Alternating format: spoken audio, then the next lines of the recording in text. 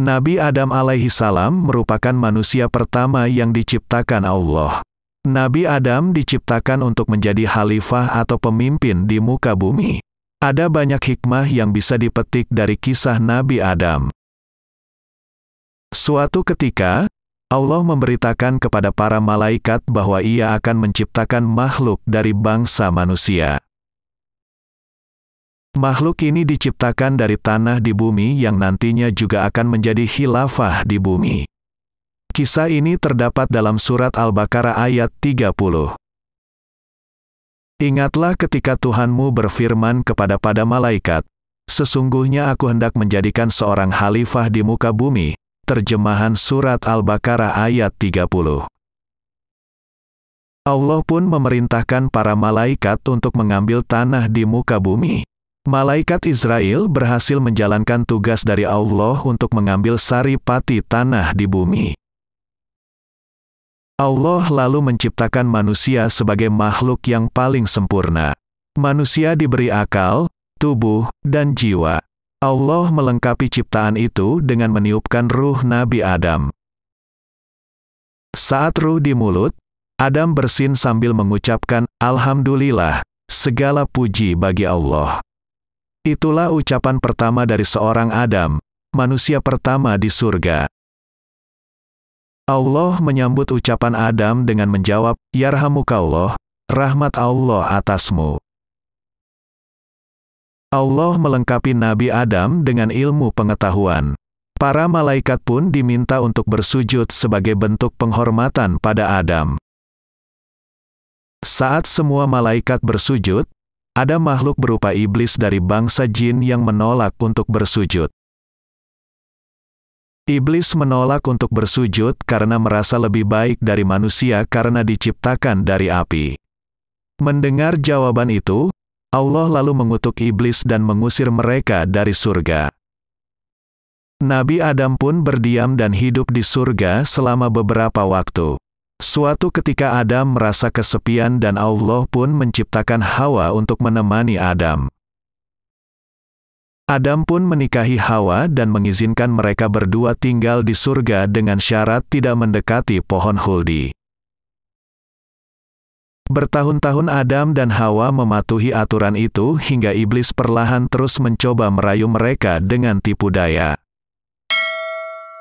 Tipu daya iblis berhasil. Nabi Adam lalu memetik buah huldi tersebut dan memakannya bersama Hawa.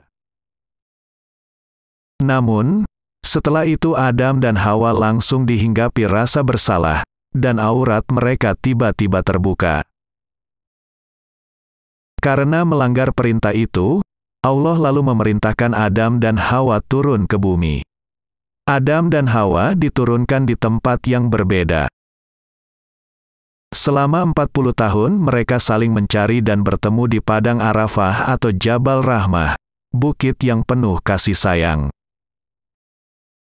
Saat turun di bumi, Adam meratapi kesalahannya.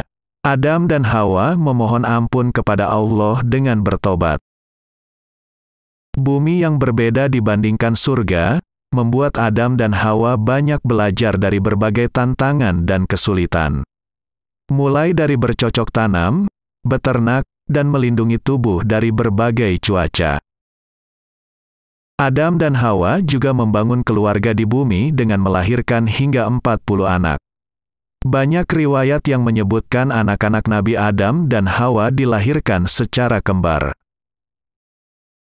Sebagai khalifah di bumi, Adam juga diangkat sebagai nabi dan rasul yang bertugas berdakwah di bumi. Adam menyampaikan dakwah kepada istri dan anak-anaknya mengenai ajaran keimanan kepada Allah. Nabi Adam juga menghadapi persoalan antara anaknya, Kabil, yang membunuh Habil. Adam sangat murka terhadap Kabil. Allah lalu mengaruniai Nabi Adam dengan anak laki-laki yang tidak memiliki saudara kembar, yang diberi nama Syits. Syits merupakan anak yang cerdas dan berakhlak baik. Keturunan Syits kelak melahirkan Idris. Nabi Adam lalu jatuh sakit saat berusia 960 tahun dan berwasiat kepada Syits untuk meneruskan dakwah.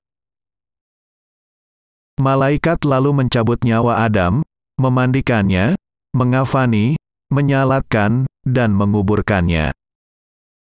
Dari kisah Nabi Adam ini terdapat sejumlah hikmah yang bisa diambil. Sebagai manusia, sudah selayaknya kita memahami bahwa iblis adalah musuh yang akan terus menggoda hingga membuat manusia sesat. Tugas manusia adalah melawan godaan setan dan beribadah kepada Allah. Allah juga selalu menerima tobat setiap hambanya yang bersungguh-sungguh.